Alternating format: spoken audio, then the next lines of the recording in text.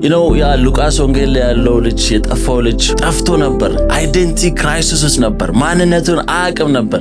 ሲመጣ ግን ከባሪያዎቹ እንዳንዱ ያድርገኝ ብሎ መጣ። ግን አባቱ እጁን ዘርግቶ ነው የተቀበለው። ደግሶ እንደውም ተናደደ ታላቅ ወንድሙ። አንዳንዴ ሪሊጂየስ የሆኑ ሰዎች እንደዛ አይነት ሰዎች ናቸው። እግዚአብሔር አንተን ሲቀይር ይደብራቸዋል፣ ይናደዳሉ። ተቀበለው እጁን ዘርግቶ። ዛሬ እግዚአብሔር እጁን ዘርግቶ እየጠበቀን ነው። ወደሱ ስንመጣ እንድናነጋግረው ይፈልጋል። ፐርሚሽን እንድንሰጠው ይፈልጋል። እንድናወራው ይፈልጋል። ዛሬ ያ ፐርሰናል ሪሌሽንሺፕ የሌላችሁ ከጂሰስ ክራይስት ጋር ያ ሞመንት የሌላችሁ ኮኔክት ያላደረጋችሁ አውሩት። ቶክት የትም ቦታ ሆናችሁ አውሩት። ድራይቭ እያደረጋችሁ አውሩት። ወክ እያደረጋችሁ አውሩት። ተኝታችሁ አውሩት። ሻወር ቤት ሆናችሁ አውሩት።